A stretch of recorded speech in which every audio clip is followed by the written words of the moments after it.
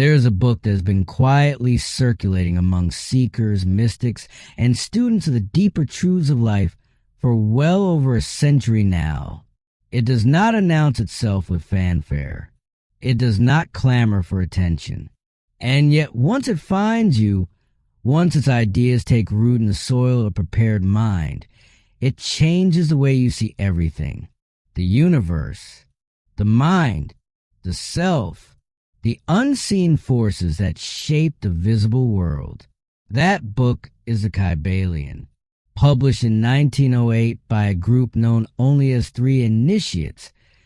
This remarkable work presents itself not as something newly invented, but as something very, very old. It claims to distill the essential teachings of Hermetic philosophy, a tradition of wisdom that traces its roots all the way back to ancient Egypt, to a legendary figure known as Hermes Trismegistus, the thrice great, the master of masters, the one the ancient Egyptians revered as the scribe of the gods. Who were the Three Initiates? That we do not know for certain. The veil of anonymity was intentional. In the Hermetic tradition, the teacher steps aside so that the teaching can speak for itself. What matters is not the messenger, but the message, and what a message it is. The Kybalion lays out 7 Hermetic principles, 7 fundamental laws that the authors claim underlie all of existence, all of matter, all of mind, all of spirit. These are not merely philosophical abstractions. They are presented as practical tools, instruments of transformation, a master key, as the authors call it, that can open the many locked doors within the temple of mystery. The book draws on ancient wisdom that once flowed freely from Egypt to Greece, from Greece to Rome, and from there into streams of thought that would eventually become modern philosophy, psychology, and even science. The authors argue that much of what we now call modern discovery was, in fact, ancient knowledge, temporarily forgotten, now remembered. Whether you come to this book as a student of metaphysics, a lover of philosophy, a seeker of spiritual truth, or simply someone curious about the hidden nature of reality, the Kybalion has something to offer you. So settle in, open your mind, and let us begin. This is the Kybalion, the Hermetic philosophy. From the land of ancient Egypt, there came a stream of wisdom so deep, so wide, and so luminous that it has never fully ceased to flow. Thousands of years before the modern world began asking its great questions, before philosophy was formally named, before psychology had a word for itself, before science turned its instruments toward the sky, there were masters in Egypt who had already explored these territories of the mind and soul and found their answers. Egypt, the home of the pyramids and the Sphinx, the birthplace. The authors tell us of the hidden wisdom. From her secret doctrine, all nations have borrowed. India, Persia, Chaldea, China, ancient Greece, and Rome all partook in their own way at the feast of knowledge that the great minds of that ancient land had prepared for those willing to receive it. And at the very center of this vast tradition of wisdom, there stood one figure above all others, one who was called, even by the masters themselves, the master of masters. His name was Hermes Trismegistus. The details of his earthly life have long since been swallowed by the passing centuries. Several ancient nations disputed the honor of being his birthplace. The date of his time in Egypt is not precisely known, though the best authorities place him in the earliest dynasties, long before the days of Moses, perhaps a contemporary of Abraham himself. Some traditions go so far as to say that Abraham acquired a portion of his mystic knowledge from Hermes directly. What is known is this: the man, if man he truly was, became, after his passing, something more than a memory. The Egyptians deified him, giving him the name Thoth. The ancient Greeks made him one of their gods, calling him Hermes, the god of wisdom, and across all the ancient lands, the name Hermes Trismegistus was synonymous with the very fount of wisdom itself. He was said to have lived 300 years in the flesh. He was called the father of the occult wisdom, the founder of astrology, the discoverer of alchemy, and even to this day, the word Hermetic, meaning sealed so completely that nothing can escape, carries within the memory of his followers who guarded their teachings with extraordinary care. They did not guard them out of selfishness. They guarded them out of wisdom, because they understood something that many have failed to grasp across the ages, and it is this: not every mind is ready for every truth. There is milk for babes and meat for strong men. There are pearls of wisdom that must be recognized as such before they can be worn, and not cast before those who would trample them into the mud without a second glance. And so the Hermetic teachings were passed carefully, selectively, from teacher to student, from initiate to initiate, from lip to ear. When they were written down at all, their meaning was deliberately veiled in the language of alchemy and astrology, so that only those who possessed the key could read them rightly. This was not an accident. This was a protection, necessary in times when the secret doctrine was hunted by those who feared it, when the stake and the gibbet waited for those who spoke too openly of forbidden knowledge. But the flame was never fully extinguished. In every generation, there have been a few faithful souls who kept it burning, who tended the altar of truth with patience and devotion, who relit the lesser lamps when the light grew dim. In the early days of this tradition, there was a compilation of basic Hermetic doctrine, a collection of maxims, axioms, and precepts passed from mouth to ear, known as the Kybalion. The precise meaning of the word itself has been lost to the centuries, but the teachings contained within it were kept alive, passed along, preserved in their original purity by those who understood their value. Those teachings are what you are about to receive. The purpose of this work, the authors tell us, is not to erect a new temple of knowledge. It is to place in students' hands a master key, a key that will open the many inner doors in the temple of mystery to the main portals the student has already entered. And so, let us step through together. The Hermetic teachings are to be found in all lands, among all religions, but never identified with any particular country or any particular sect. This was intentional. The ancient teachers warned against allowing the secret doctrine to become crystallized into a creed. History shows the wisdom of this caution. The occultism of India and Persia faded when its teachers became priests and mixed theology with philosophy. Ancient Greece and Rome followed the same path. The Hermetic teachings of the early Christians were largely smothered when the iron hand of Constantine wrapped the blanket of rigid theology over the living flame of mystic philosophy. But there were always a few, and there always will be a few, who kept the truth alive, not in books, not in institutions, but in minds, in hearts, passed from one to another in the great silent chain of initiates who move through history without noise, without the need for recognition, without desire for applause.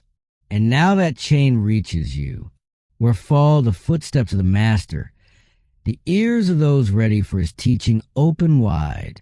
When the ears of the student are ready to hear, then come with the lips to fill them with wisdom. The lips of wisdom are closed, except to the ears of understanding. Perhaps you are ready. The fact that this book has found its way to you suggests that you are.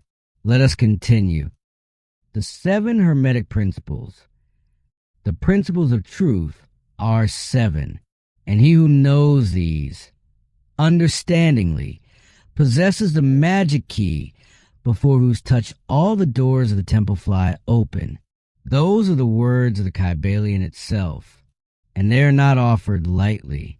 7 principles, 7 fundamental laws of existence, 7 keys to understanding not just the universe out there, but the universe within, not just the movements of planets and the behavior of matter, but the rise and fall of moods, the nature of the mind, the secret mechanics of creation itself. Let us take them one by one, not as abstract philosophy to be stored and forgotten, but as living truths to be turned over slowly in the mind, allowed to settle, allowed to illuminate. The first principle is the principle of mentalism. The all is mind. The universe is mental.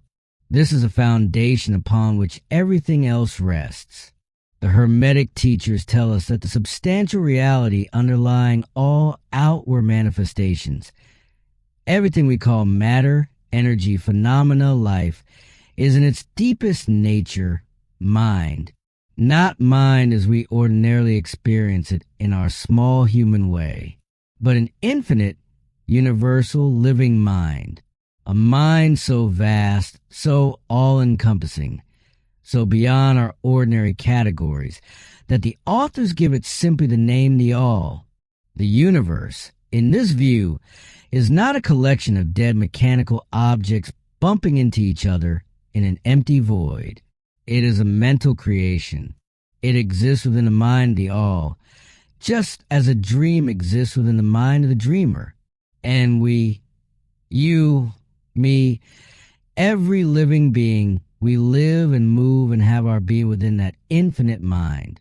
This principle, the authors say, explains all the varied mental and psychic phenomena that have puzzled thinkers for centuries. Because once you grasp that everything is ultimately mental in its nature, that mind is the ultimate reality behind all appearances, then you begin to see that mental forces are not secondary or supernatural. They are primary. They are the most natural forces in existence. The master key, indeed, he who grasps the truth of the mental nature of the universe, wrote one of the old Hermetic masters, is well advanced on the path to mastery. The second principle is a principle of correspondence. As above, so below. As below, so above. This axiom is so ancient, so widely traveled, that it has found its way into nearly every mystical and philosophical tradition the world has known. And yet its full significance is rarely grasped. What it tells us is this: there is always a correspondence between the laws and phenomena of the various planes of being and life. The physical plane, the mental plane, the spiritual plane, they are not separate, disconnected worlds operating by different rules. They correspond. They mirror each other. The same principles that govern the movement of atoms also govern the movement of thoughts. The same laws that shape the life of civilization also shape the life of a single soul. This principle, the authors say, is one of the most important mental instruments by which a person can pry aside the obstacles that hide the unknown from view. By studying what we know, we can reason intelligently toward what we do not yet know.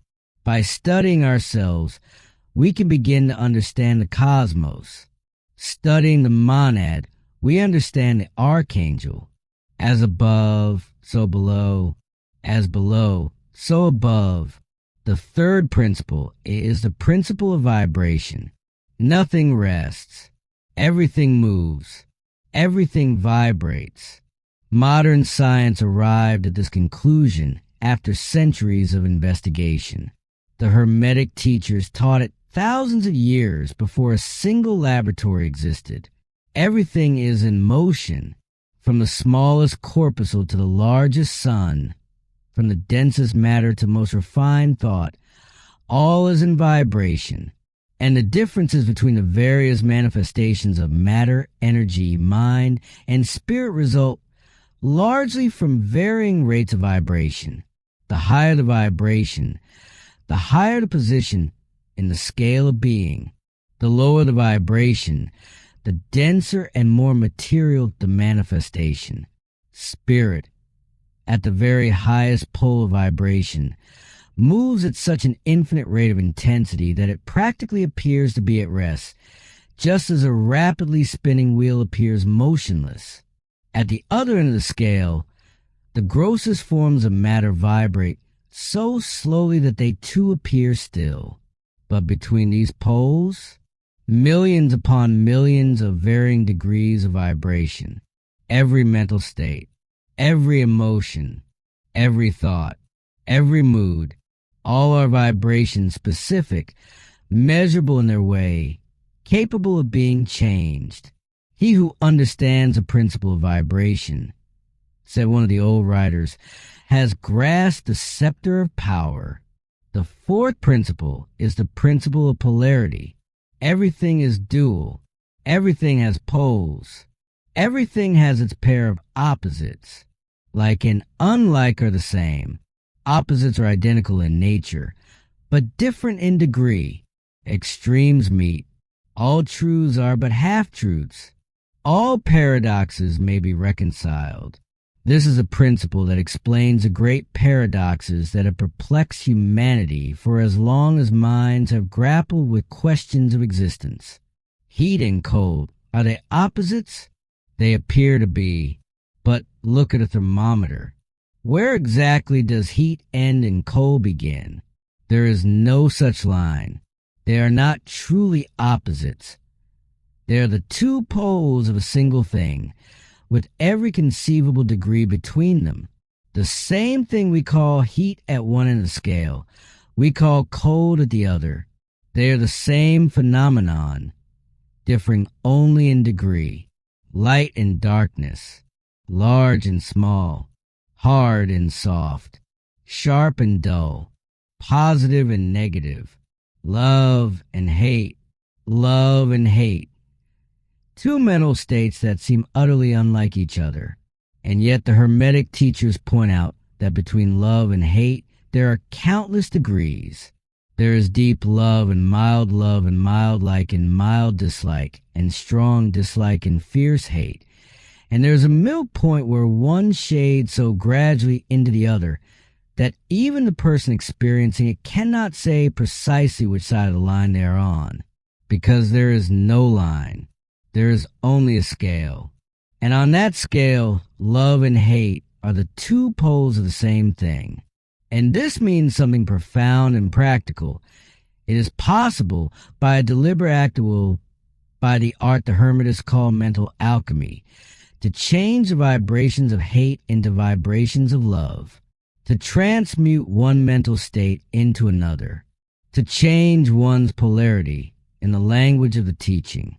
Good and evil are but the poles of the same thing. The Hermetists understand the art of transmuting evil into good by means of an application of the principle of polarity. The fifth principle is the principle of rhythm. Everything flows out and in. Everything has its tides. All things rise and fall. The pendulum swing manifests in everything. The measure of the swing to the right is the measure of the swing to the left. Rhythm compensates. Look at the world around you. Day follows night. Summer follows winter. The tide rises and falls. Nations rise and fall. Civilizations are born, grow, mature, decline, and give way to new ones. In the life of every human being there are tides of feeling, seasons of enthusiasm, and seasons of depression, moments of great clarity and moments of confusion. All of this is the principle of rhythm at work, and it operates on the mental plane just as surely as it operates on the physical. But the Hermetic masters did not simply observe this law and shrug. They discovered something of profound importance. While the principle of rhythm cannot be annulled, It can, to a significant degree, be neutralized, not by fighting it, not by denying it, but by rising above the plane on which it operates. The master polarizes himself at the point where he desires to rest, and then, through an application of the will, he allows the pendulum to swing back along the unconscious plane without carrying his consciousness with it. He does not suppress the rhythm. He rises above it. He lets it pass beneath him. This is the law of neutralization, and it is one of the most practically useful teachings in the entire Hermetic system. The sixth principle is the principle of cause and effect. Every cause has its effect. Every effect has its cause. Everything happens according to law. Chance is but a name for law not recognized. There are many planes of causation, but nothing escapes the law. There is no such thing as chance. Nothing merely happens. Every event, every condition, every circumstance in a person's life is the effect of causes stretching back further than the mind can readily follow. The masses of people are carried along by these causes like fallen leaves carried by a current. They are moved by their environment, by the desires and wills of others stronger than themselves, by habit, by suggestion, by the accumulated weight of everything that has gone before. They are effects. They are pawns on the chessboard of life. But the master, the person who understands this principle and has learned to apply it, rises to a higher plane of causation by mastering moods, by neutralizing rhythm, by taking conscious command of the mental states. The student of Hermetics begins to shift from being an effect to being a cause, not exempt from the law. Nothing is exempt from the law, but operating on a higher level within it, playing the game of life rather than being played by it. The seventh principle is the principle of gender. Gender is in everything. Everything has its masculine and feminine principles. Gender manifests on all planes. This is perhaps the most misunderstood of the seven principles, and the authors are careful to draw a firm distinction right from the start. Gender, in the Hermetic sense, is not the same as sex. Sex is merely one manifestation of gender on the physical plane of organic life. Gender means something far broader and more fundamental. It means the principle of generation, of creation, of producing new things. On every plane of existence, physical, mental, and spiritual, there are two principles at work, one giving and one receiving, one projecting and one gestating, one initiating and one manifesting. These are called the masculine and feminine principles of gender, and they are present in everything, every atom, every thought, every act of creation. No creation, physical, mental, or spiritual, is possible without this principle. It contains within it the solution of many mysteries of life.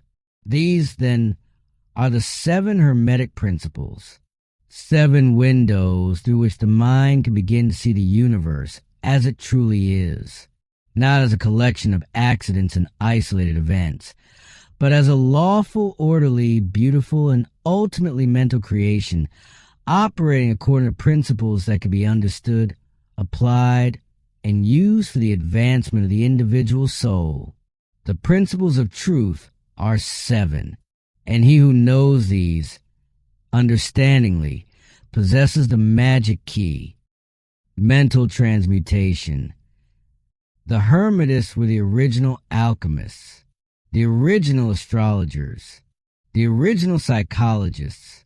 Long before modern chemistry separated itself from alchemy, long before astronomy grew out of astrology, long before the science of the mind acquired its modern name, the Hermetic masters were already at work in all three territories, moving through the inner and outer worlds with instruments of understanding far more refined than those that came after them. But here is something that must be understood clearly. because it runs against what most people assume. The ancient alchemists, the true ones, not the confused or the fraudulent, were not primarily trying to turn physical lead into physical gold. That was the outer garment of the teaching, the allegory, the veil. The real alchemy they practiced was mental transmutation.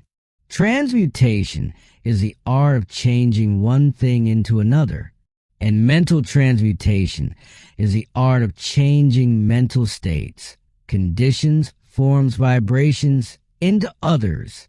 It is mental chemistry. It is practical mystic psychology, and it is far more than it might first appear to be. Remember the first Hermetic principle. The all is mind. The universe is mental. If this is true, and the Hermetic teachings assert that it is, then the implications are extraordinary. Because if the universe itself is mental in its nature, if all that we call matter and energy and force are ultimately manifestations of mind, then the art of changing mental conditions is not merely the art of feeling better. It is the art of changing the conditions of the universe itself. This is what the ancient writers called magic, not tricks, not illusions, but the conscious, skilled application of mental laws to produce real changes in real conditions. The Hermetists teach that there have been and are masters who possess the ability to affect physical conditions, to influence the elements, to produce or cease phenomena that ordinary people would call miraculous. The authors neither argue for nor against this at length. They mention it simply to note that such power, if it exists, is entirely mental in its nature. It operates along the lines of the higher mental transmutation. But for most students, the practice of mental transmutation operates on the more immediately accessible mental plane. And here it is powerful enough, because all that we call psychic phenomena, mental influence, mental science, new thought phenomena, all of it operates along the same general lines. The name may differ from school to school and teacher to teacher, but the underlying principle is one. The student and practitioner of mental transmutation works among the mental conditions, transmuting states, feelings, vibrations, attitudes into others. The various treatments and affirmations and denials used by the many schools of mental science are, the authors say, imperfect and often quite unscientific versions of the Hermetic art. Many modern practitioners lack the fundamental knowledge upon which the work is based. They know the result. They do not know the law. This book aims to supply that foundation. Not only may one transmute one's own mental states by Hermetic methods, the states of others may also be, and frequently are, transmuted, usually without conscious intent. This is why environments have such power over people. Why the mood of one person can lift or sink the mood of an entire room. Why suggestion works. Why the will of one individual can reach out and influence the thinking of many. All of this is mental transmutation in operation, and it operates according to the Hermetic principles, particularly the principle of polarity, because the same force that can be used to transmute negative to positive can also be used in the other direction. The authors are clear about this. The force itself is neutral. Its direction depends upon the one who applies it. The basic principles of mental transmutation will be unfolded as this teaching proceeds. The student who grasps the underlying principles will find that the master key has been placed in their hands, and with it, the ability to unlock many, many doors. The first of those doors leads to a deeper consideration of the principle of mentalism, of the all, of the nature of the universe as it truly is. Let us open it now. The all, under and back of the universe of time, space, and change, is ever to be found in substantial reality, the fundamental truth.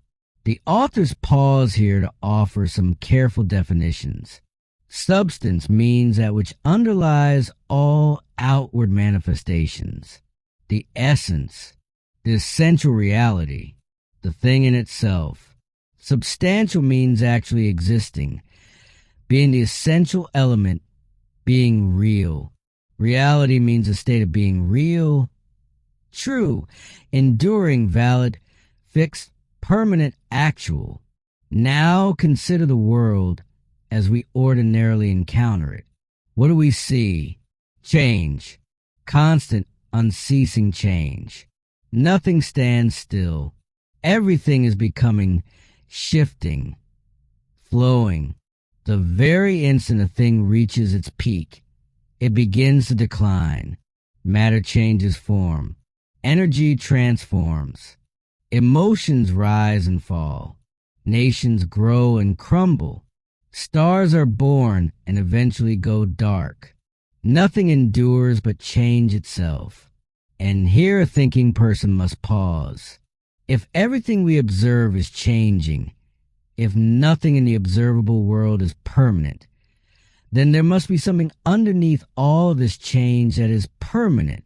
Some ground, some foundation, some substantial reality that does not itself change, but upon which all the changing appearances rest. Every genuine philosophy that has ever existed has acknowledged the necessity of this something. Philosophers have given it many names. Deity, the infinite and eternal energy, the absolute, the ground of being. The authors of the Kybalion choose to call it simply the all, not because they presume to know its full nature. Quite the opposite. They choose this name precisely because it is the most comprehensive, the least limiting, the one that comes closest to pointing at that which transcends all names. And one of the first things the Hermetic teaching tells us about the all is this. Its inner nature is and must always be unknowable. This is not an evasion.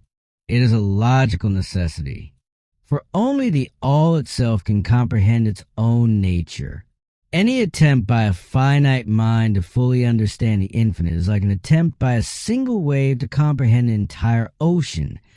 Not just its surface, but its depths, its history, its vastness, its every drop. The wave is the ocean, but it is not the ocean. The authors have strong words for those who presume to dress the all in the clothing of human personality, who attribute to it jealousy, a desire for flattery, a need for worship, petty emotions of all kinds. These ideas, they say, belong to the childhood of the race. Grown minds should have outgrown them, and yet the human reason can arrive at certain truths about the all without overstepping into the unknowable. 3 in particular. First, the all must be everything that truly is. There can be nothing existing outside of it. If anything existed outside of the all, then the all would not be all. Second, the all must be infinite. In time, meaning eternal, having always existed and destined always to exist, for there is nothing else that created it and nothing to destroy it. Infinite in space, meaning everywhere, for there is no place outside of the all. Infinite in power, meaning absolute, for there is no other power that could limit or restrict it. Third, the all must be immutable, not subject to change in its real nature. It cannot be added to or subtracted from. It cannot increase or decrease. It has always been and must always remain exactly what it is. Now here is the philosophical challenge. The all is infinite, absolute, eternal, and unchangeable. But everything we observe around us is finite, changeable, fleeting, and conditioned. If only the all truly is in the ultimate sense, then what are all these finite, changing things? The authors are not ready to answer this quite yet. They ask for patience, but they begin by ruling out two common answers. Is the all merely matter? No, matter cannot manifest life or mind, and life and mind are manifested in the universe. Therefore, the all cannot be merely matter. Nothing rises higher than its own source. Nothing is evolved as a consequent that was not involved as an antecedent. Is the all merely energy or force as the materialists define it? No, the blind mechanical energy the materialists describe cannot give rise to life or mind. And yet here we are, alive, and using mind to consider this very question. What then is higher than matter or energy? Life and mind. Life and mind in all their varying degrees of unfoldment. And so the authors arrive at their answer. The all is infinite living mind. What the illumined souls throughout history have called, when they use the word with full weight and reverence, spirit. The all is infinite living mind. The illumined call it spirit. The mental universe. The universe is mental, held in the mind of the all. The all is spirit. But spirit, as the authors are careful to explain, is simply the highest name that minds give to the highest conception of infinite living mind. It means the real essence. It means living mind so far superior to life and mind as we ordinarily know them, as those are superior to mechanical energy and inert matter. We cannot fully understand spirit. We use the term because we must use some term if we are to think and speak of the all at all. And thinking of spirit as infinite living mind, while acknowledging the limits of that conception, is the most accurate approach available to us. Now the great question, what is the universe in relation to the all? The universe cannot simply be the all itself, because the universe as we observe it is made up of many separate things, is constantly changing, is finite, and in other ways does not measure up to what we are logically compelled to conclude about the all. And yet the universe cannot be nothing. We are sensible of its existence. We live in it. We bump into it. We cannot simply declare it unreal. So if the universe is neither the all itself nor nothing, what is it? The authors apply the principle of correspondence here. As above, so below. If we want to understand how the all creates, let us look at how man creates. There are, it turns out, only a few ways in which anything can create. First, a creator can make something from outside materials. But there are no outside materials for the all. Nothing exists outside of it. Second, a creator can reproduce by transferring a portion of itself to its offspring. But the all cannot be diminished or divided. It cannot transfer a portion without subtracting from itself, which is impossible for the absolute. Is there a third way? Yes, man can create mentally. He creates in his mind without using outside materials, without reproducing himself, and yet his spirit pervades the mental creation entirely. And following the principle of correspondence, this is precisely how the all creates. The all creates the universe mentally, in a manner akin to the process by which man creates mental images. The universe and all it contains is a mental creation of the all, just as you might create an entire world in your imagination, full of characters, events, landscapes, and laws, without that world being made of any substance other than thought. So does the all create the universe in its own infinite mentality. Your mental universe is the creation of a finite mind. The universe we inhabit is the creation of an infinite mind, similar in kind, infinitely different in degree. Verily, indeed, all is mind. The infinite mind of the all creates countless universes, which exists for eons upon eons of time. And yet to the all, the creation, development, decline, and death of a million universes is as the time of the twinkling of an eye. The infinite mind of the all is the womb of universes. Now the principle of gender becomes relevant here. Remember that gender does not mean sex in the Hermetic sense. Gender means the principle of generation and creation. And wherever anything is generated or created on any plane, the principle of gender is at work. The all in itself is above gender as is above every law. But when the all manifests on the plane of generation and creation, it acts according to law. And so it manifests the principle of gender in its masculine and feminine aspects on the mental plane. The masculine principle of the all projects its will toward the feminine principle, which can also be called nature.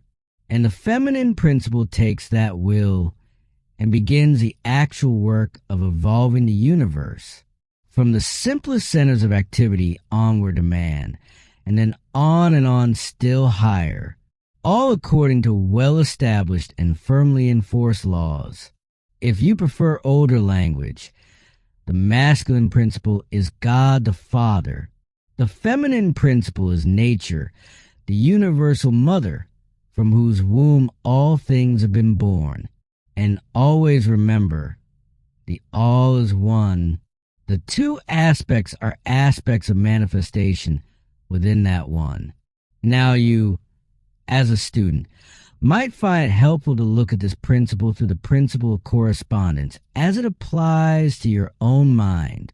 There's a part of you that observes and witnesses, and there is a part of you in which mental generation occurs. The observing part, the I, corresponds to the masculine principle. The generating part, the me, corresponds to the feminine principle. As above, so below. The universe is your home, and you shall explore its farthest reaches before the end of time. You are dwelling in the infinite mind of the all, and your possibilities and opportunities are infinite, both in time and space. And death is not real, even in the relative sense. It is but birth to a new life, and you shall go on and on and on to higher and still higher planes of life for eons upon eons of time. In the meantime, rest calm and serene. You are safe and protected by the infinite power of the Father-Mother mind. Within the Father-Mother mind, mortal children are at home. There is not one who is fatherless nor motherless in the universe. The divine paradox. The half-wise recognize in comparative unreality of the universe. Imagine that they may defy its laws. Such are vain and presumptuous fools, and they are broken against the rocks and torn asunder by the elements by reason of their folly. The truly wise, knowing the nature of the universe, use law against laws, the higher against the lower, and by the art of alchemy transmute that which is undesirable into that which is worthy, and thus triumph. Mastery consists not in abnormal dreams, visions, and fantastic imaginings or living, but in using the higher forces against the lower, escaping the pains of the lower planes by vibrating on the higher. Transmutation, not presumptuous denial, is the weapon of the master. These are the words of the Kybalion, and they address what the authors call the divine paradox, the paradox that lies at the heart of the Hermetic teaching about the nature of reality. Here is the paradox. On one hand, the Hermetic teaching tells us that the universe is a mental creation of the all, that it has the nature of a dream in the infinite mind, that from the absolute point of view, it is ultimately unreal compared to the all itself. And yet on the other hand, we live here.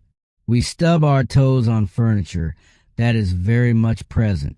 We feel hunger and joy and pain. The laws of the universe operate with iron consistency regardless of what we believe about their ultimate nature. How do we hold both of these truths at once? The answer lies in understanding the difference between the absolute and the relative points of view. From the absolute point of view, the universe is in the nature of an illusion, a dream, a phantasmagoria, compared to the all in itself. This is true, and all genuine philosophies, in their deeper currents, acknowledge something like this. The element of impermanence and change, of finiteness and unsubstantiality, must always be associated with anything created, as contrasted with the uncreated absolute. But from the relative point of view, the point of view of finite minds living within this universe, perceiving it through mortal faculties, the universe is very real indeed. It must be treated as real. Its laws must be respected, engaged with, worked within. And here is where the half-wise go wrong.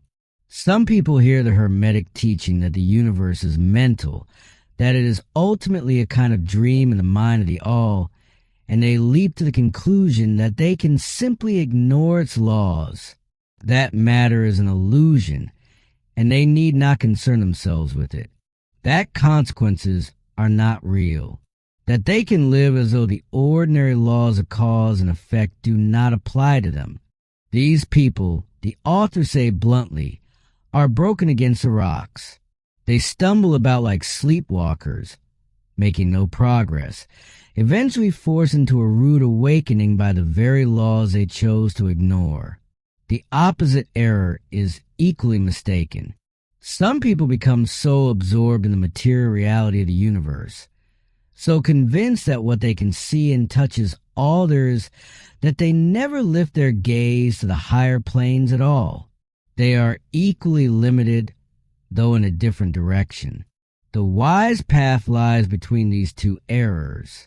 Keep your mind ever on the star, but let your eyes watch over your footsteps, lest you fall into the mire by reason of your upward gaze. Remember the divine paradox. While the universe is not in the ultimate sense, still it is in the relative sense. Remember ever the two poles of truth, the absolute and the relative. Beware of half-truths.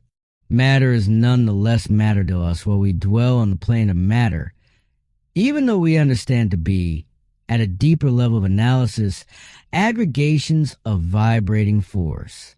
We are not exempt from its laws simply because we understand them to be ultimately mental in nature. While we dwell on a plane, we work within that plane. But here's a liberating insight. While we cannot escape the laws of a plane by pretending they do not exist, we can overcome them by applying higher laws. We can use law against laws, the higher against the lower. This is not defiance. This is mastery. And this one difference, the recognition that mental power is not secondary to the physical, but is in fact the greatest natural force. This single shift in understanding revolutionizes everything. It changes the way a person approaches life. It changes what seems possible. It changes who a person believes themselves to be in relation to the universe they inhabit. So the student of Hermetics need not abandon any scientific understanding of the world. All that is asked is to grasp the underlying principle. The all is mind. The universe is mental, held in the mind of the all. All other understanding can be built upon that foundation. We do not live in a world of dreams. We live in a universe which, while relative, is real so far as our lives and actions are concerned. Our business in the universe is not to deny its existence, but to live, using the laws that rise from lower to higher, living on, doing the best that we can under the circumstances arising each day, and living, so far as is possible, to our highest ideas and ideals. We are all on the path, and the road leads upward ever, with frequent resting places. If you are finding value in this recording, We warmly invite you to subscribe to this channel.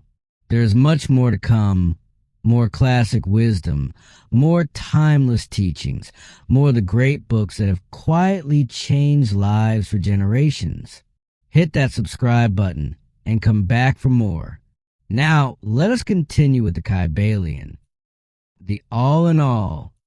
While all is in all, it is equally true that the all is in all. To him who truly understands this truth hath come great knowledge. This single axiom from the Kybalion contains within it one of the greatest philosophical, scientific, and religious truths ever stated. We have already understood the first half of it.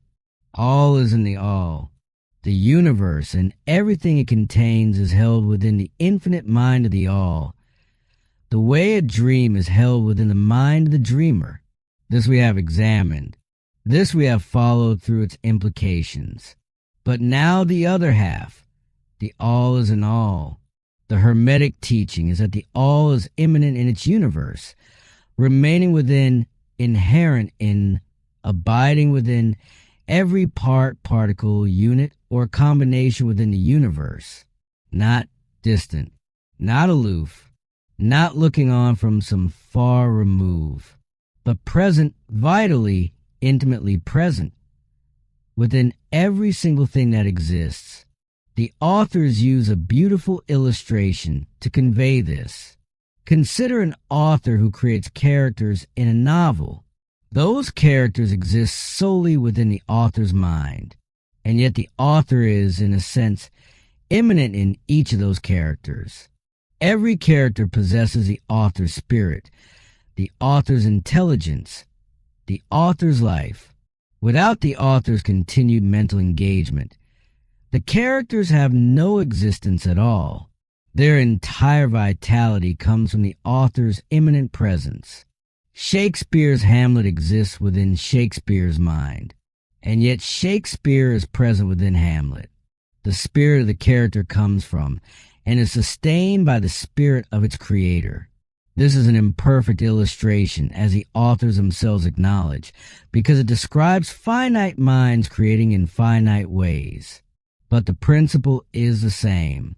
The all creates the universe mentally, and the all is immanent within every atom, every being, every event, every moment of that universe. What this means to the individual human being is staggering in its implications. The spirit of the Creator is inherent within each of us, and yet we are not the all. The character in the novel is not the novelist. Micawber is not Dickens, but the spirit of Dickens is in Micawber. The life of Dickens animates Micawber, and in that sense, they are not entirely separate. The great mistake of the half-wise, the authors say with some gentle wit, is to hear this teaching and immediately declare themselves to be God, as though the character had declared itself to be the author. The earthworm exists within the mind of the all. The all is immanent in the earthworm, and yet the earthworm is very far indeed from being the all. The wonder remains that though the earthworm exists as a lowly thing, created and having its being solely within the mind of the all, still the all is immanent in the earthworm. This is a great mystery. All in the all, and the all in all. And in the degree that a person realizes the existence of the indwelling spirit immanent within their being. The Kybalion tells us, so will that person rise in the spiritual scale of life. This is what spiritual development truly means. Not the adoption of particular beliefs or practices, not the performance of rituals, but the recognition, realization, and manifestation of the spirit within us. There are many planes of being, many subplanes of life, many degrees of existence in the universe, and all depend upon the advancement of beings on the scale, of which scale the lowest point is the grossest matter, and the highest is separated only by the thinnest veil from the spirit of the all, and upward and onward along the scale of life, Everything is moving. All are on the path, whose end is the all. All progress is a returning home. All is upward and onward, in spite of all seemingly contradictory appearances, such as the message of the illumined. The process the authors describe of how the all creates and eventually reabsorbs its creation is majestic in scope. At the beginning of the creative cycle, the all projects its will outward, vibrations lower and lower until the grossest possible forms of matter are manifested. This is a stage of involution, the outpouring of divine energy. Then a return swing begins. Vibrations gradually rise again. Matter becomes less gross. Life appears and manifests in higher and higher forms. Mind becomes more and more in evidence. And what began as unindividualized energy moving outward from the all eventually returns to its source as countless highly developed units of life, having risen higher and higher in the scale through physical, mental, and spiritual evolution. All of this occupies eons upon eons of time, countless millions of years in each aeon, and yet to the all, the entire creation, including involution and evolution of an entire universe, is but as the twinkling of an eye. At the end of countless cycles, the all withdraws its attention, its contemplation and meditation from the universe. The great work is finished. All is withdrawn into the all from which it emerged. But mystery of mysteries, the spirit of each soul is not annihilated. It is infinitely expanded. The created and the creator are merged, such as a report of the illumined. And so the great question arises inevitably. Why does the all create universes at all? The authors consider this question seriously. They survey the various answers that have been offered, that the all had something to gain, that it wished something to love, that it was lonely, that it created for its own amusement. All of these, the authors find inadequate, and ultimately the authors are honest. They do not know. They do not pretend to know. Where the great Hermes himself, when asked this very question by his most advanced students, pressed his lips tightly together and said nothing at all, the authors of the Kybalion are not inclined to presume. The lips of wisdom are closed, except to the ears of understanding. And perhaps that silence, that willingness to stand for the great mystery without forcing a false answer, is itself a form of wisdom. While all is in the all, it is equally true that the all is in all. To him who truly understands this truth hath come great knowledge. The planes of correspondence.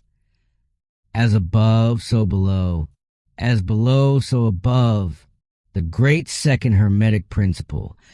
The principle of correspondence tells us that there is harmony, agreement, and correspondence between the various planes of manifestation, life, and being.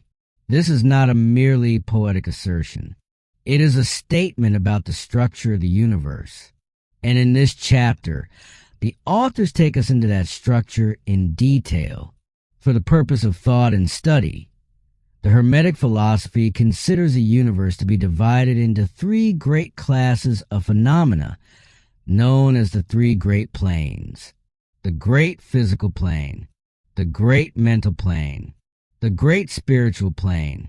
Now, immediately the authors caution against taking this division too literally. These are not sharply separated territories. They are more like three great groupings of degrees on a single continuous scale, a scale that runs from the lowest and most dense forms of matter at its bottom, all the way to pure spirit at its height.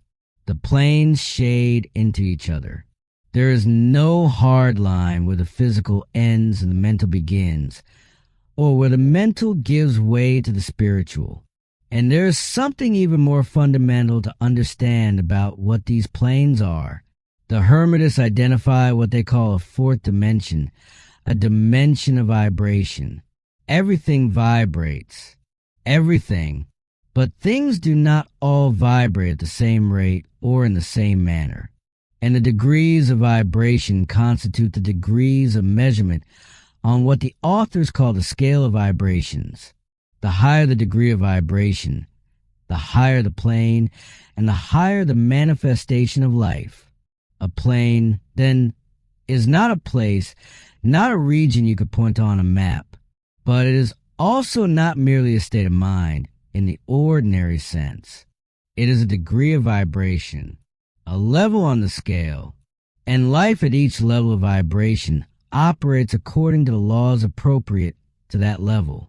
The great physical plane, with its 7 minor planes, encompasses all that relates to physics, all material things, forces, and manifestations, everything we call matter, and all forms of energy. The Hermetists classify matter itself as simply energy at a low rate of vibration, and so matter and energy are not fundamentally different things. They are different degrees on the same scale. The 7 minor divisions within the physical plane include the planes of matter, from the ordinary solid, liquid, and gas we encounter every day, up through more subtle and tenuous forms of matter whose existence modern science was only beginning to recognize at the time of writing.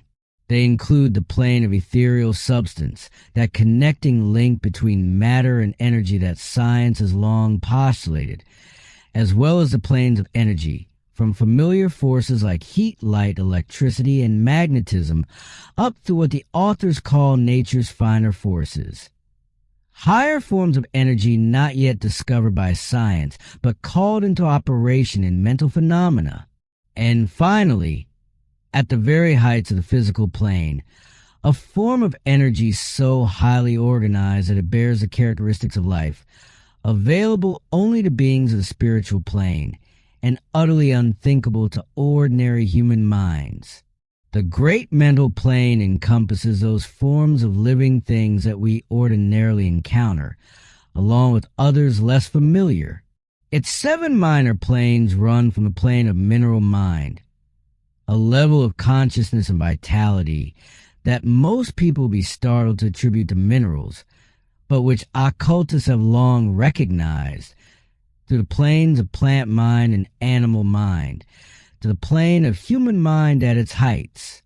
Between each of these major planes, the Hermetists recognize what they call elemental planes, 3 of them interspersed between the others. Think of them, as the author suggests, the way a musician thinks of the black keys on a piano. The white keys are sufficient to produce music, but for certain scales and harmonies, the black keys are essential. They are connecting links, bridges of consciousness between the kingdoms, and they fill an important role in the great process of evolution. The plane of human mind, with its 7 subdivisions, comprises a full range of mentality and life that we recognize as human. And the authors make a striking observation here.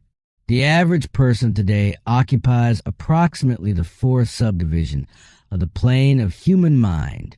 Only the most intelligent have crossed into the 5th. It has taken the race millions of years to reach this stage, and there are more stages still ahead. But there have been races before us who traveled the same path and moved on to higher planes. And there are a few advanced souls in every generation who have outstripped the masses and moved ahead. The man of the 6th subdivision will be the Superman, the man of the 7th, the Overman, and beyond even those levels, the great spiritual plane. How can we describe the great spiritual plane? The authors acknowledge, honestly and with genuine humility, that they cannot, not fully, because the phenomena of that plane is so far beyond what can be grasped by minds operating on the ordinary levels of human consciousness, that any attempt to describe it in detail would simply produce confusion. What can be said is this. The beings who inhabit the various levels of the great spiritual plane possess life, mind, and form as far above what humanity is today as humanity is above the earthworm or the mineral. Their minds transcend ours so completely that our mental processes would seem to them barely distinguishable from the grinding of purely mechanical processes. There are, on the spiritual planes, beings of whom we can speak as angels and archangels and demigods. On the lower levels dwell those great souls we call masters and adepts. Above them come the great hierarchies of the angelic hosts, unthinkable to ordinary human imagination, and above those, being so high in the scale of being that the only word even remotely applicable to them is divine.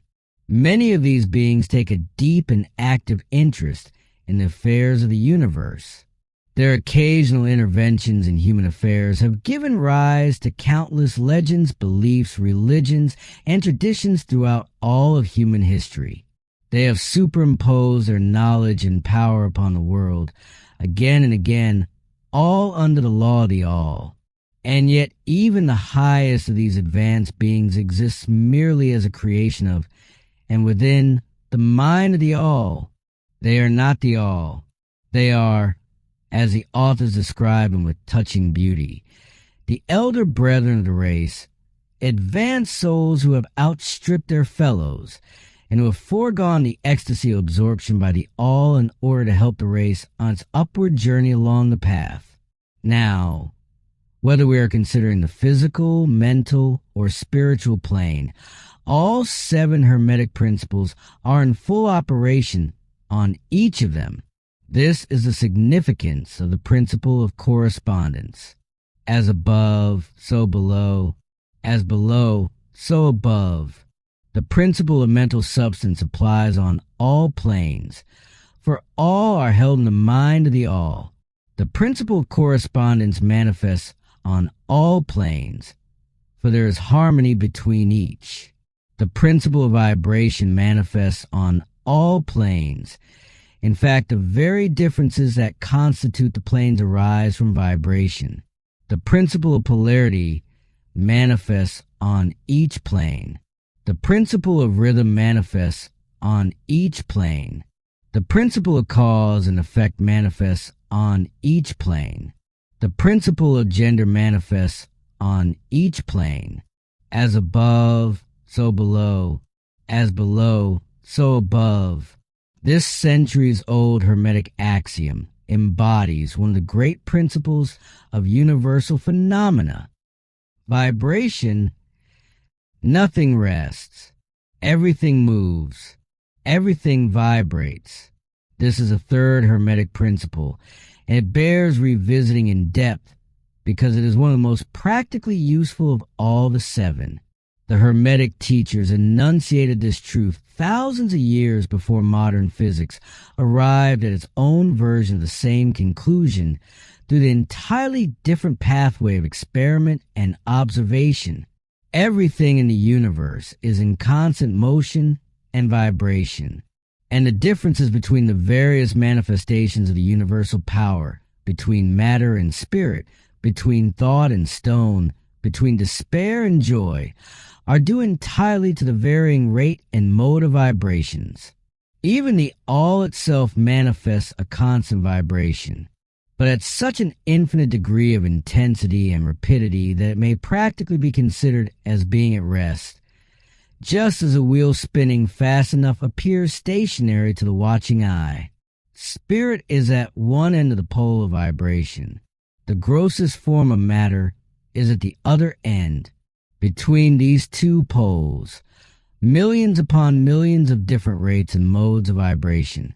Now let us trace what science has discovered about vibration in the physical world, because the authors see in these discoveries a confirmation of ancient Hermetic wisdom.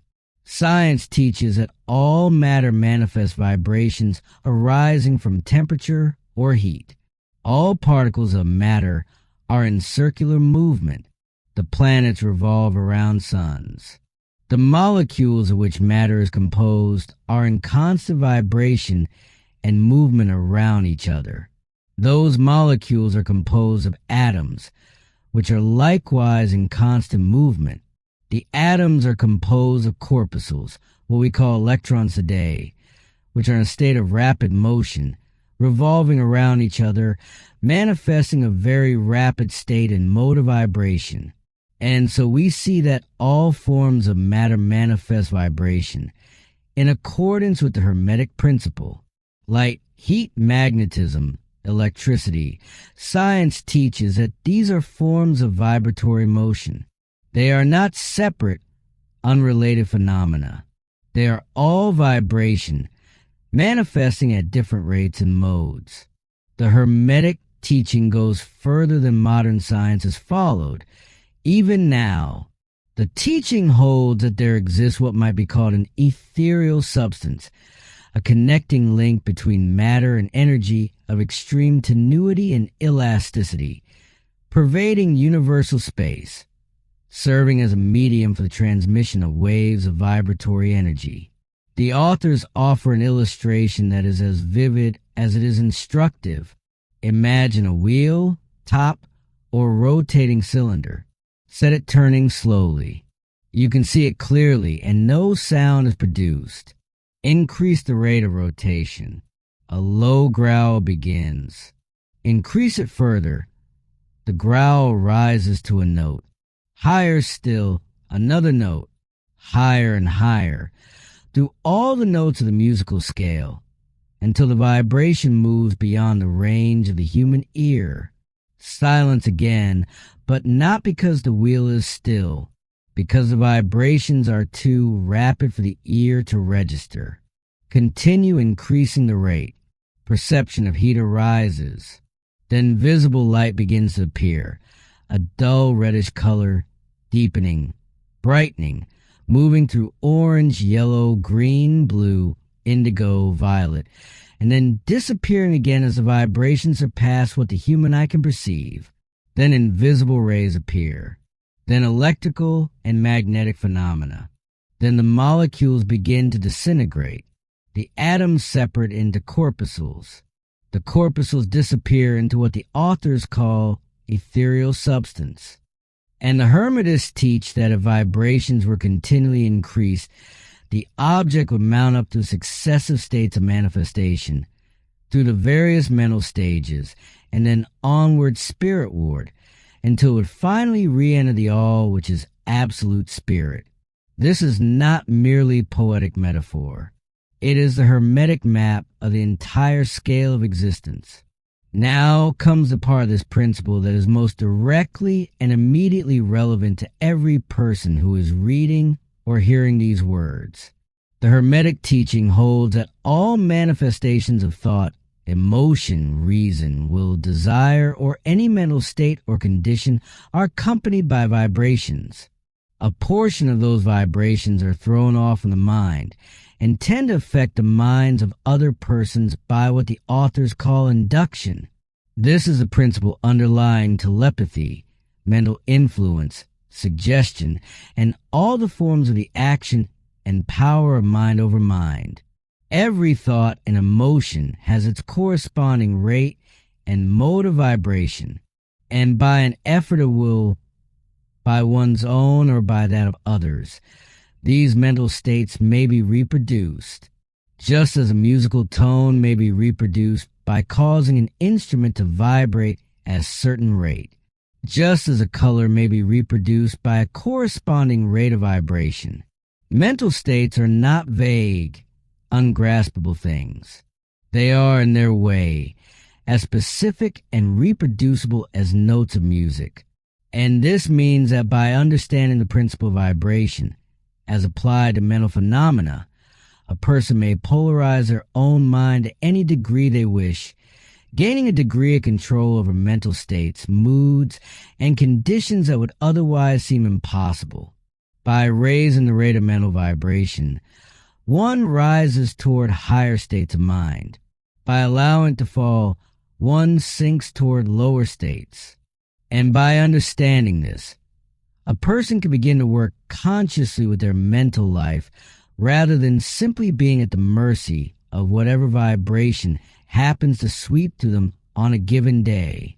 A little reflection on what we have said will show the student that the principle of vibration underlies the wonderful phenomena of the power manifested by the masters and adepts who are able to apparently set aside the laws of nature, but who, in reality, are simply using one law against another, one principle against others, and who accomplish their results by changing the vibrations of material objects or forms of energy.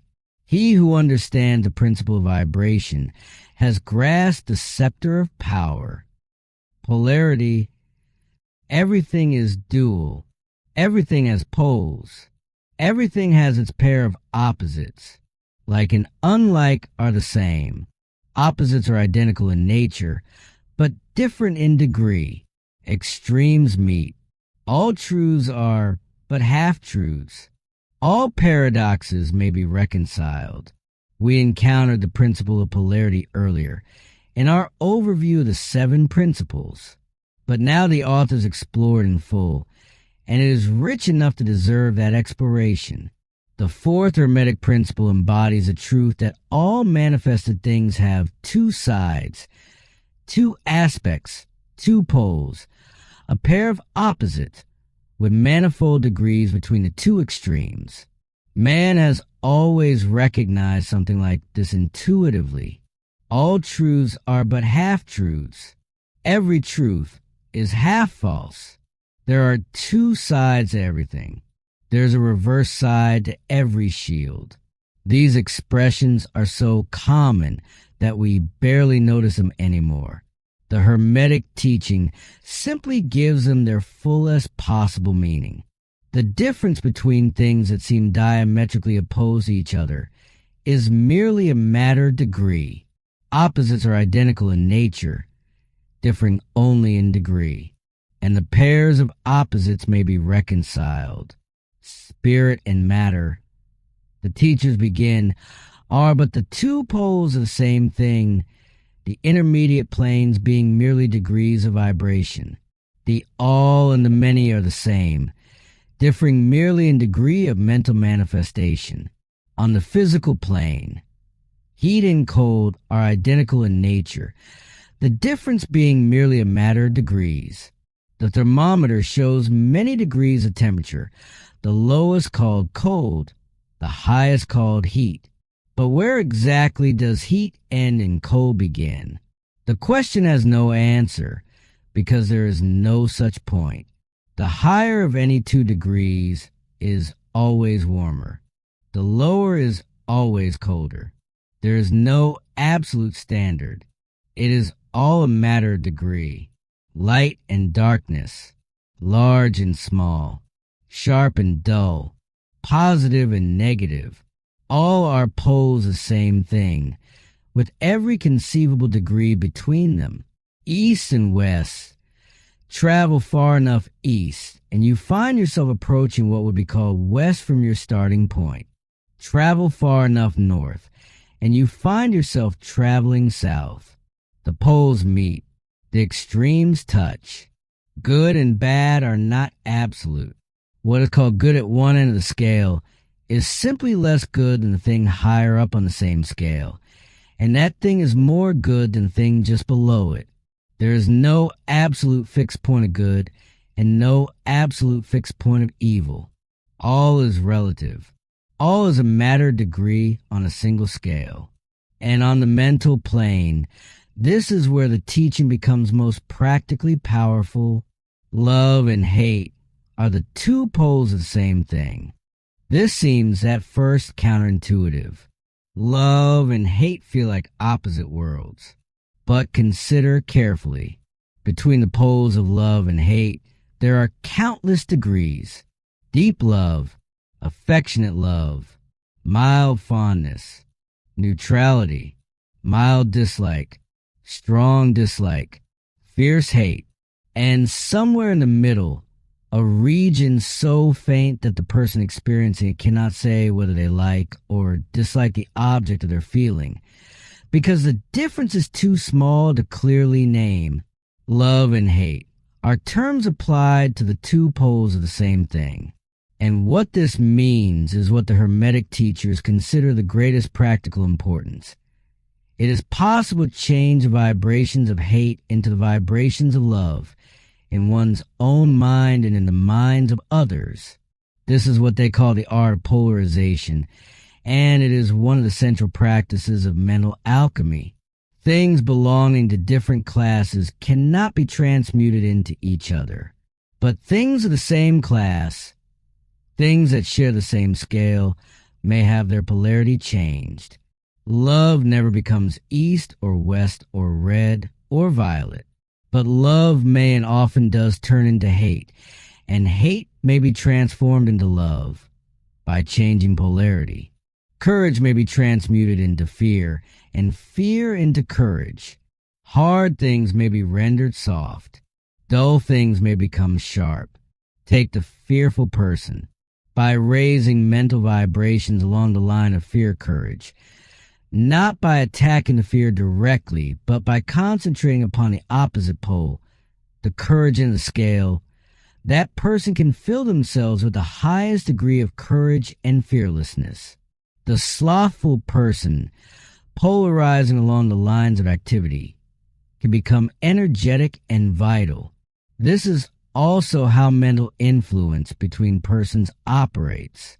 A mental scientist, trained in these methods, brings their own mind up to the desired vibration through an act of trained will. They obtain the desired polarization within themselves, and then by induction, they produce a similar mental state in the person they are working with. The vibrations rise. The person shifts from the negative end of the emotional scale toward the positive. Fear is transmuted into courage. Melancholy gives way to hope. A knowledge of this great Hermetic principle will enable the student to better understand both their own mental states and those of other people, because these states are all matters of degree. And seeing this, the student can raise or lower the vibration that will change their mental poles, and thus be master of their mental states rather than servant and slave to them. Rhythm. Everything flows out and in. Everything has its tides. All things rise and fall. The pendulum swing manifests in everything. The measure of the swing to the right is the measure of the swing to the left. Rhythm compensates. The fifth Hermetic principle, the principle of rhythm, embodies the truth that in everything there is manifested a measured motion, a to and from movement, a flow and inflow, a swing forward and backward, a pendulum-like motion, a tide-like ebb and flow between the two poles established by the principle of polarity. Look at the universe. The great pendulum swings. Universes are created, reach their extreme low point of materiality, and then begin their upward swing. Suns spring into being, reach the height of their power, and then the process of retrogression begins. After eons, they become dead masses of matter, awaiting the impulse that will start their inner energies into activity again and begin a new solar life cycle. Worlds are born, grow, and die, only to be reborn. All great movements, philosophies, creeds, fashions, governments, and nations follow the same pattern: birth, growth, maturity, decadence, death, and then new birth. The swing of the pendulum is ever in evidence. Night follows day, and day follows night. Summer gives way to winter, and winter to summer. The tides rise and fall, and this includes the mental plane. This is the aspect of the principle that the Hermetists found most important for practical purposes, because all of us know, in our own experience, the bewildering succession of moods and feelings and mental states that wash over us without apparent reason. Periods of enthusiasm are followed inevitably by periods of depression. Times of courage give way to moments of doubt and fear. Clarity yields to confusion and then returns. The tides of feeling rise and fall, and most people experience this without ever understanding what is happening or why. It is the principle of rhythm. But here is what the Hermetic masters discovered through long study and practice. While the principle of rhythm is invariable and ever-present in mental phenomena, there are two general planes of consciousness, a lower plane and a higher plane. And the understanding of this fact enables a trained student to rise to the higher plane and thereby escape, to a significant degree, the swing of the rhythmic pendulum that operates on the lower plane. The pendulum still swings. The rhythm still operates, but it swings on the unconscious plane. And the consciousness, raised to the higher plane, is not carried along with it. The authors call this the law of neutralization. How does it work? The Hermetic master polarizes themselves at the point where they desire to rest, at the positive, stable end of the scale, and then, by a process something like refusing to participate in the backward swing, by a kind of mental standing firm in the higher polarity, they allow the pendulum to swing back along the unconscious plane without taking their conscious awareness with it. This is not suppression. It is not denial of the existence of the rhythm. It is rising above it, letting it pass beneath, being the swimmer who uses the current rather than the log that is carried by it.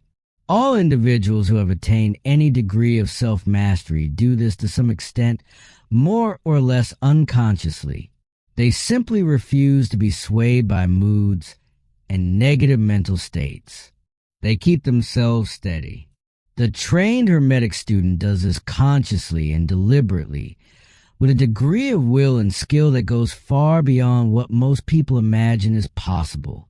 How much of your life has been shaped by these swings of rhythm? Think honestly. The periods of enthusiasm inevitably followed by depression, the courage that gives way to fear, the certainty that dissolves into doubt, and then the return, and then the swing back again. An understanding of the workings of this principle will give you the key to the mastery of these rhythmic swings of feeling. It will enable you to know yourself better, to avoid being carried away by inflows and outflows, to stand firm in your position by choice and by will, rather than drifting with the current. There is another aspect of this principle that the authors call the law of compensation. The Kybalion states, the measure of the swing to the right is the measure of the swing to the left. Rhythm compensates. What goes up must come down.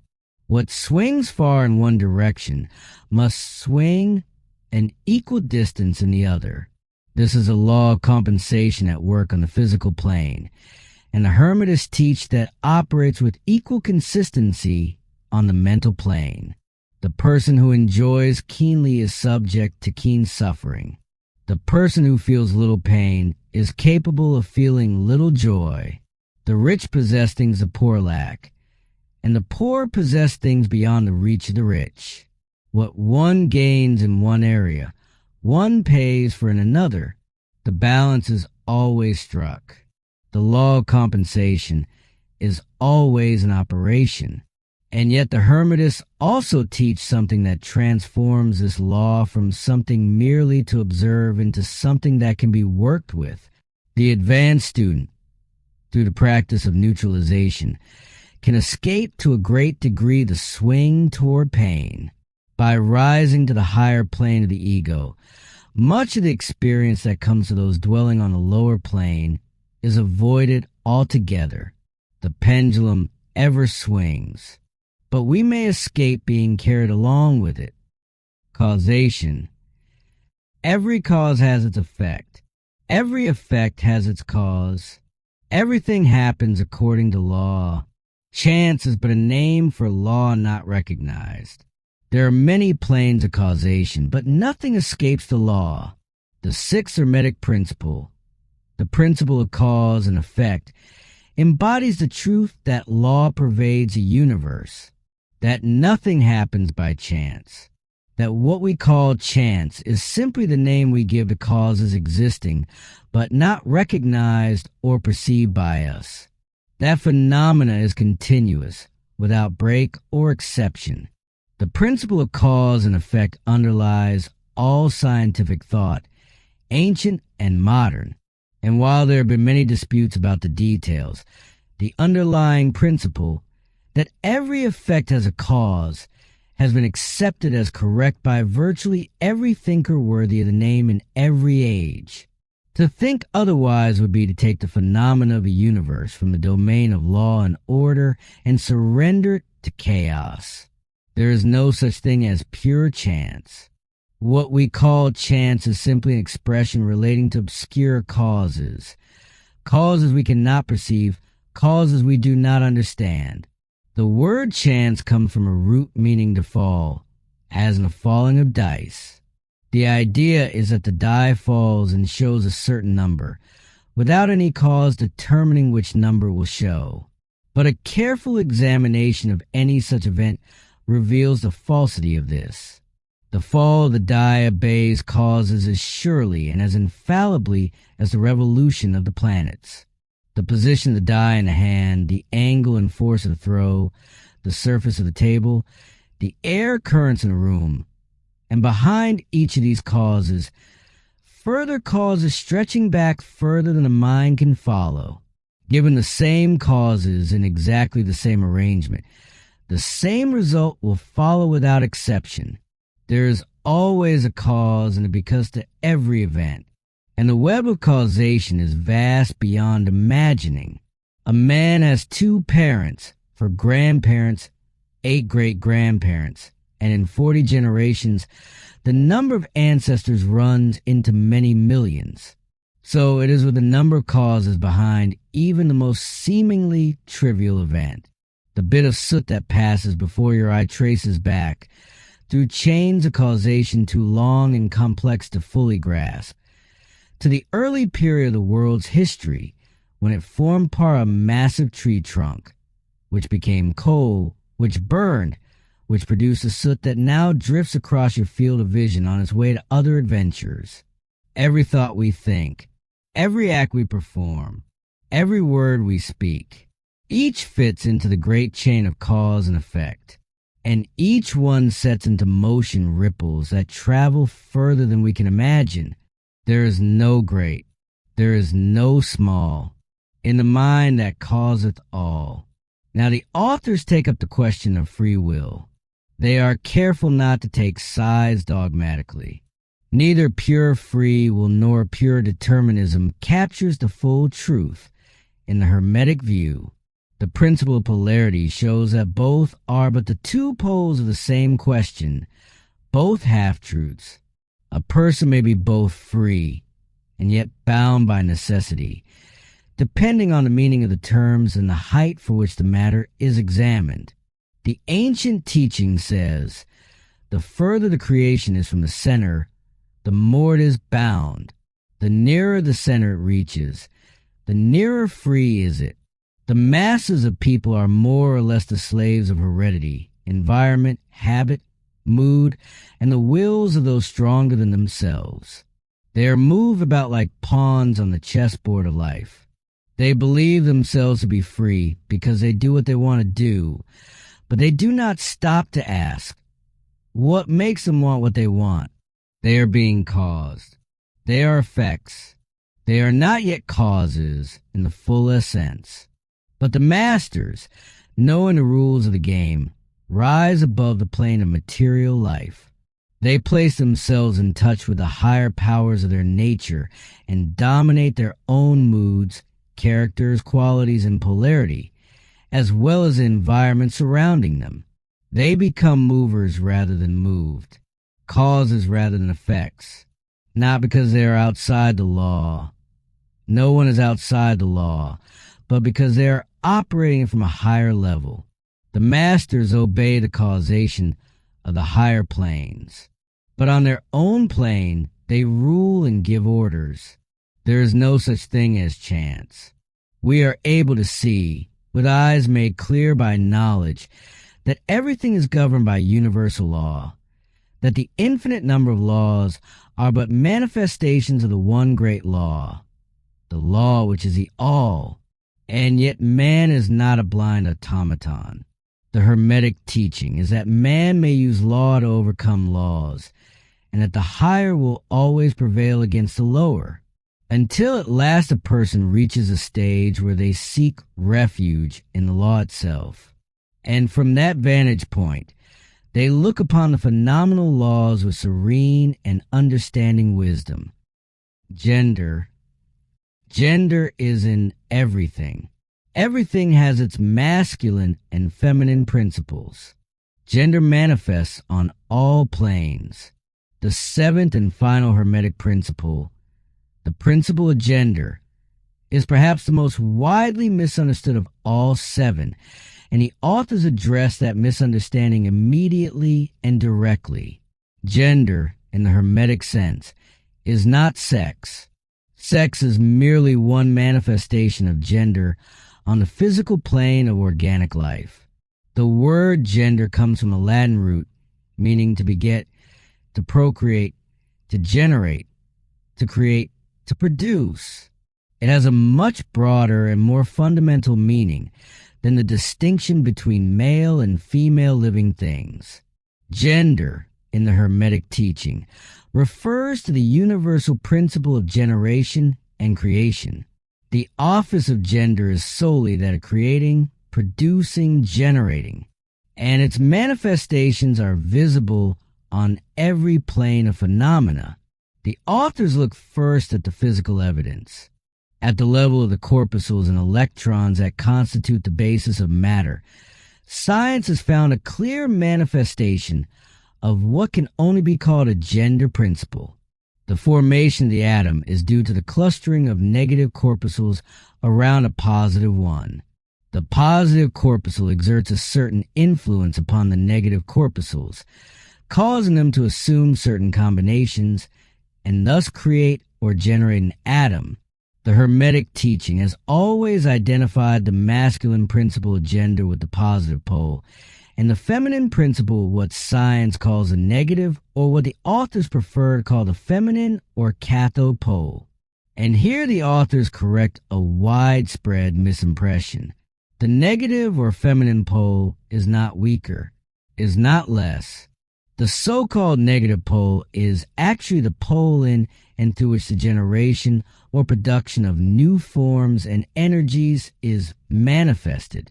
The best scientific authorities of the time had begun to replace the term negative with cathode, from the Greek root meaning the path of generation, and from the cathode pole emerged a swarm of electrons and those wonderful rays that had revolutionized scientific understanding.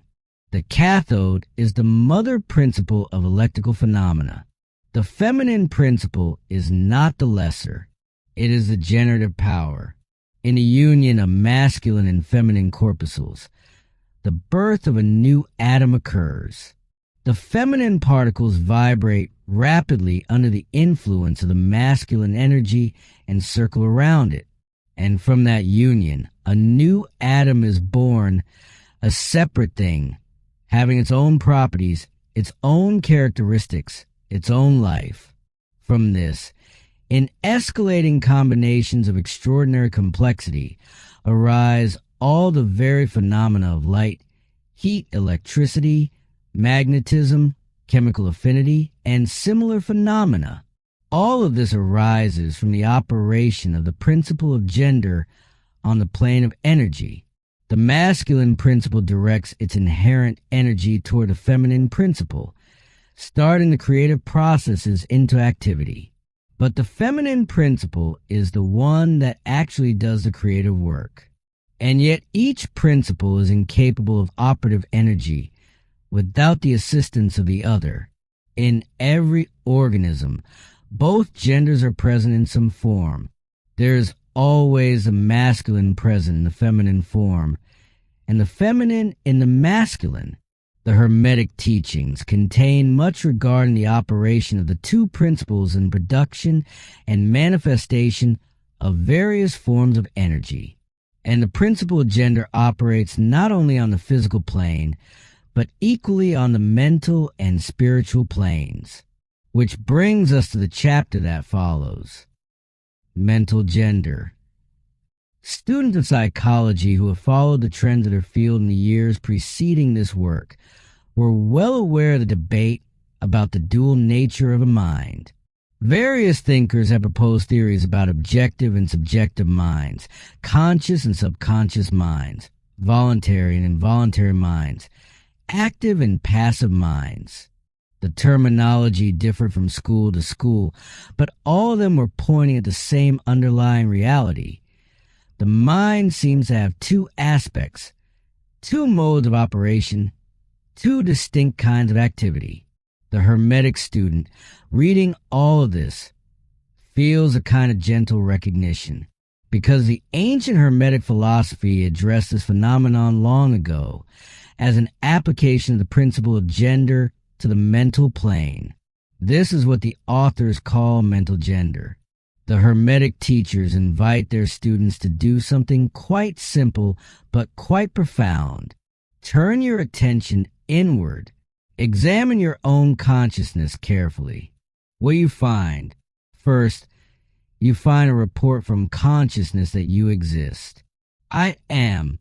This seems at first to be the whole of the report, but look more carefully, and you will notice that this I am seems to reveal itself as having two distinct aspects that, while they work together and in conjunction, can be separated in consciousness.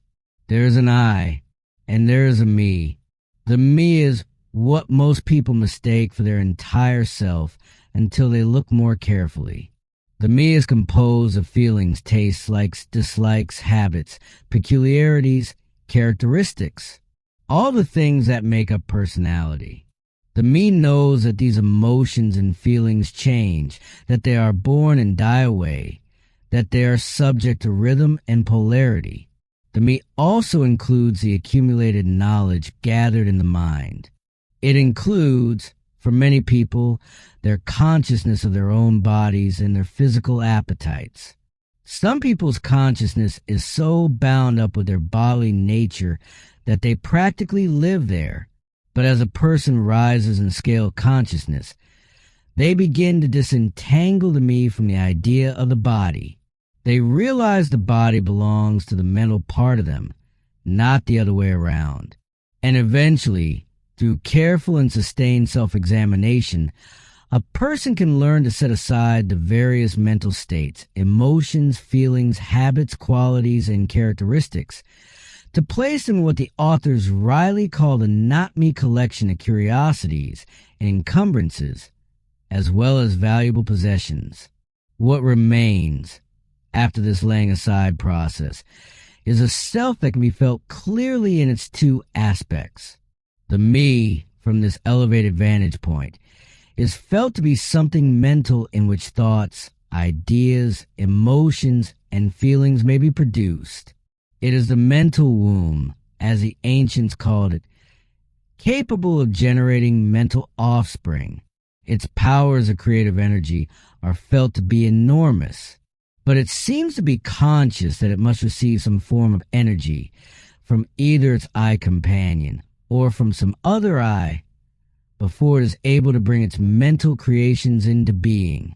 The eye is found to be something that can will that the me act along certain creative lines, something that can stand aside and witness the mental creation.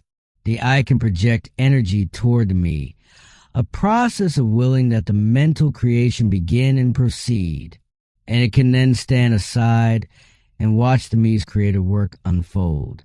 The I represents the masculine principle of mental gender. The me represents the feminine principle. The I is the aspect of being. The me is the aspect of becoming. As above, so below. The same principle that operates in the creation of universes operates in the creation of thoughts, ideas, and mental realities within each individual human mind. The tendency of the feminine principle, the me, is always in the direction of receiving impressions.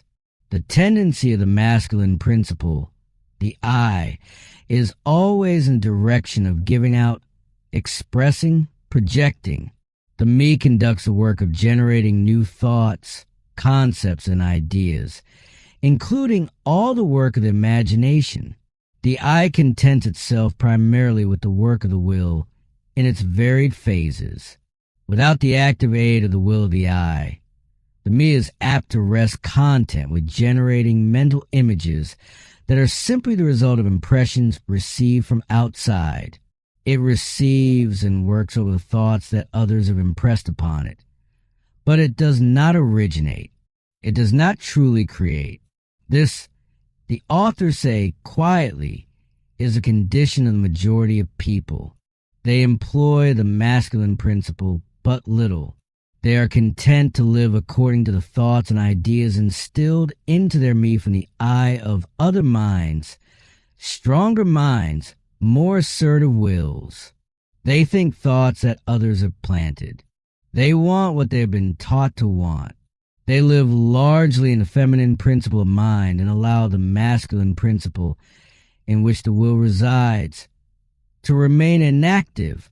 The strong persons of the world, those who genuinely shape events and influence others and leave a mark on the world, invariably manifest the masculine principle of will. Instead of living upon impressions made upon their minds by others, they dominate their own minds by their will. They obtain the mental images they desire, and they project their masculine energy outward, impressing their seed thoughts upon the minds of others. This explains the phenomenon of suggestion in all its forms. The masculine principle of the person giving the suggestion directs a stream of vibratory energy, a stream of willpower, toward the feminine principle of the other person, and the latter, accepting it, makes its own and acts and thinks accordingly. And this explains telepathy. The vibratory energy of one masculine principle is projected toward the feminine principle of another person, and the latter takes the seed thought and allows it to develop into maturity. The normal method is for the masculine and feminine principles within a person's own mind to coordinate and act harmoniously in conjunction with each other. The I supplies direction and will. The me supplies creative energy and imagination. Together, working in balance, they produce original, vital, powerful thought. But when the I is lazy, when the will is not engaged, then the me is left open to impressions from without, and a person becomes, in effect, the product of whatever stronger wills happen project toward them. In this principle lies the secret of personal magnetism, personal influence, fascination, all the phenomena grouped under the broad category of mental influence. They are all at their root expressions of the principle of mental gender at work. The Kybalion serves as the master key that unlocks these mysteries.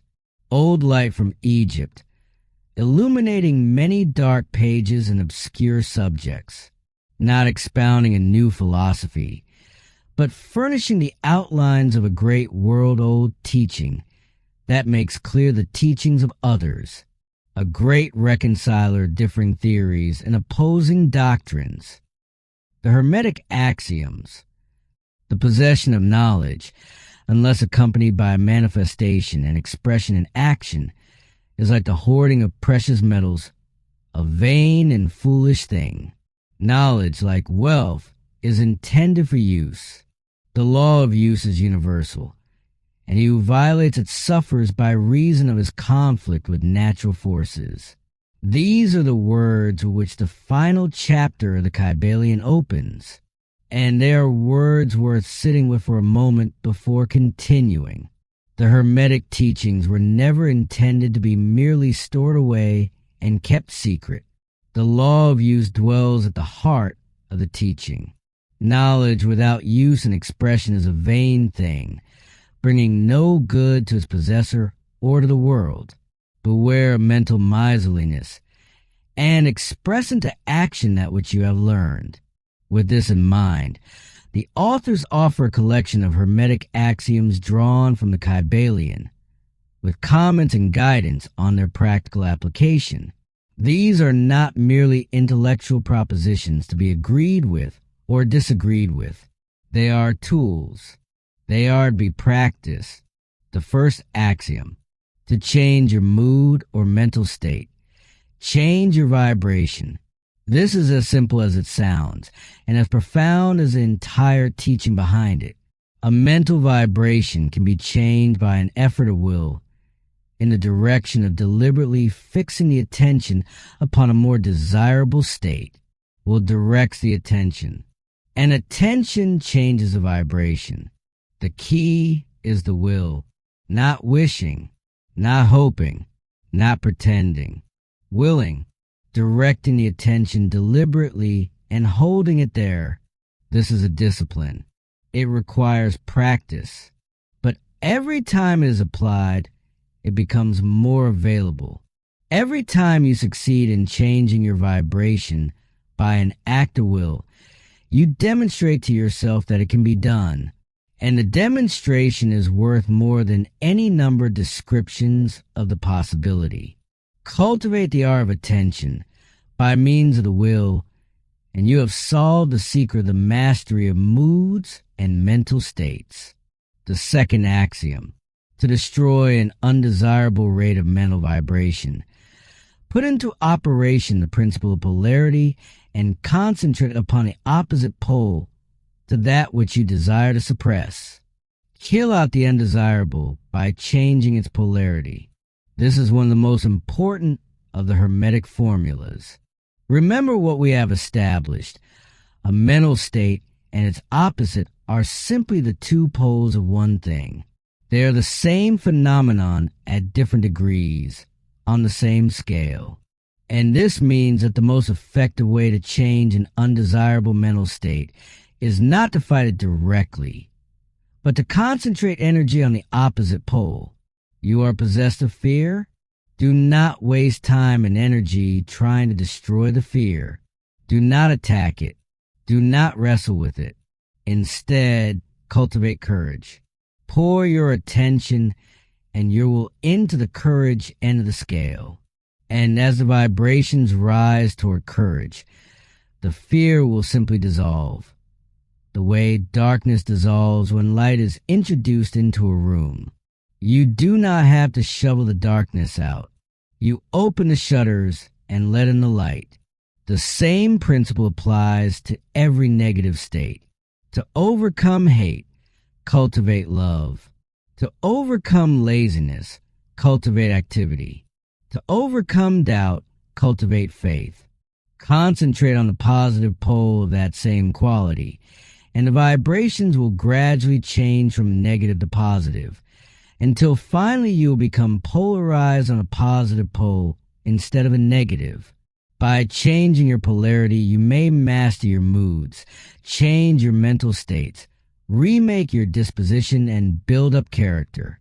Much of the mental mastery of the advanced Hermetists is due to this application of polarity.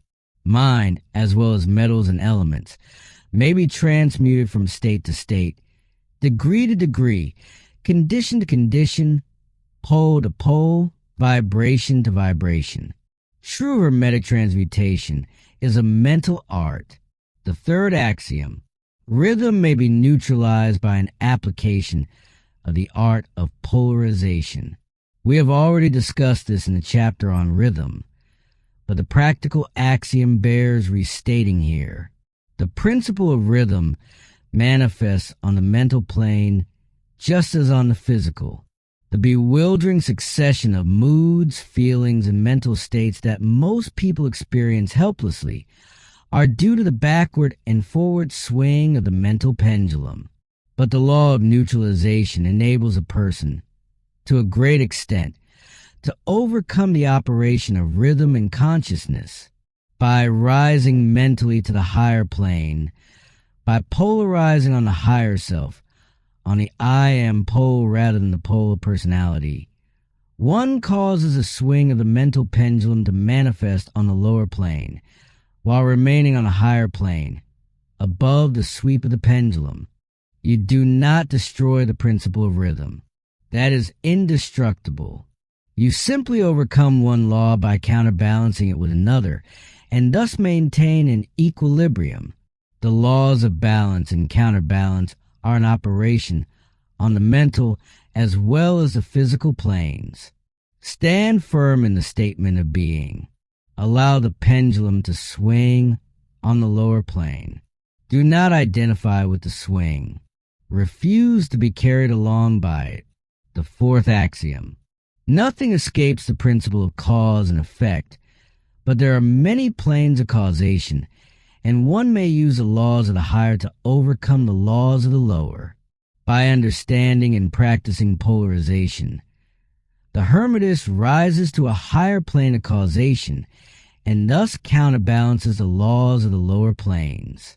By rising above ordinary causes, they become themselves, in a degree, causes instead of being merely caused.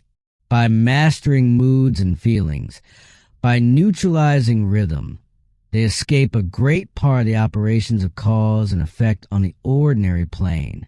The masses are carried along by their environment, by the wills and desires of others stronger than themselves, by inherited tendencies, suggestions, and other outward causes that move them about on the chessboard of life like mere pawns. The advanced Hermetist rises above these influencing causes. They seek a higher plane of mental action, and by dominating their moods, emotions, impulses, and feelings, they create for themselves new characters, qualities, and powers by which they overcome their ordinary environment and thus become players in the game of life rather than merely pieces. Such people help to play the game of life understandingly, instead of being moved about this way and that by stronger influences and wills. They use the principle of cause and effect rather than being used by it. Of course, even the highest are subject to the principle as it manifests on the higher planes. But on the lower planes of activity, they are masters rather than slaves. The wise ones serve on the higher, but they rule on the lower. They obey the laws coming from above them, but on their own plane and those below them, they give orders. And in doing so, they form a conscious part of the principle rather than opposing it. The wise person falls in with the law, and by understanding its movements, they operate instead of being its blind slave, just as a skilled swimmer turns this way and that way, going and coming as they will, instead of being like the log which is carried here and there. So is the wise person as compared to the ordinary one, and yet both swimmer and log, wise person and fool, are subject to law. He who understands this is well on the road to mastery. True Hermetic transmutation is a mental art. The universe is mental. It may be ruled only by mentality. Back of and under the teachings of all the various cults and schools, the principle of the mental substance of the universe remains ever constant. If the universe be mental in its substantial nature, then it follows that mental transmutation must change the conditions and phenomena of the universe. If the universe is mental, then mind must be the highest power affecting its phenomena. And if this be understood, then all the so-called miracles and wonder workings are seen plainly for what they are, the application, by those who understand the laws, of higher laws against lower ones. The all is mind. The universe is mental. And so we come to the end of the Kybalion.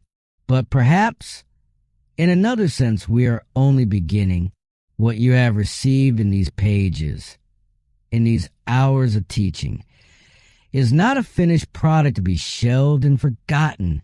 It is, as the authors themselves said from the very first page, a master key. And a key is only valuable when it is used. Let us draw together the threads of what we have explored. 7 principles. 7 fundamental laws of existence. 7 keys to understanding not just the universe out there, but the universe within. Not just the movement of planets and the behavior of matter, but the rise and fall of moods, the nature of the mind, the secret mechanics of creation itself. The universe is mental. Everything we call matter, energy, life, mind, spirit is, at its deepest level, the expression of infinite living mind. The mind of the all. We live and move and have our being within that mind. We are not outside it. We are not separate from it. We are expressions of it. As above, so below. The same principles that shape the movement of galaxies shape the movement of thoughts. The same laws that govern the rise and fall of civilizations govern the rise and fall of moods. The scale of existence is one. Its laws are one. Everything vibrates. Nothing is at rest. And by understanding and learning to consciously work with the rates of vibration of our own mental states, we can begin to genuinely shape our experience rather than merely reacting to it. Everything is dual. Everything is poles. And the same scale that contains despair contains joy. The same scale that contains fear contains courage. And by the deliberate act of polarization, we can shift our position on that scale. Everything flows. The pendulum swings. And by rising to the higher plane to the law of neutralization, we can let the swing pass beneath us while we stand firm in our better nature. Everything has its cause, and nothing escapes the law. But there are many planes of causation. And the student of Hermetics learns to rise from being an effect, a pawn moved by forces they do not understand, to being a cause, a conscious, active participant in the great game of life. And gender is in everything. The masculine and feminine principles are at work in all of creation. Within your own mind, the I and the me, the will and the creative faculty are always at play. When they work in balance and harmony, the result is original, vital, powerful thought and action. When the will is allowed to fall asleep, we become the products of whatever stronger wills happen to project toward us. These are not merely ideas to admire. They are tools to use. The law of use is paramount in the Hermetic teaching. Knowledge without application is a kind of hoarding, and the universe does not reward hoarders. So take what you have received and use it. The next time a mood descends and tries to carry you with it, remember rhythm and rise to the higher plane. The next time fear arises, remember polarity and turn your attention toward the opposite pole of courage until the vibration shifts. The next time you feel carried by events played by forces stronger than yourself, remember causation and ask yourself, on what plane can I become a cause rather than effect today? The teaching of Hermes is ancient. It is also timeless. In every century, in every land, those who were ready to receive it found it waiting. The lips of wisdom are closed, except to the ears of understanding. Perhaps you are ready. Perhaps that is why this teaching found its way to you.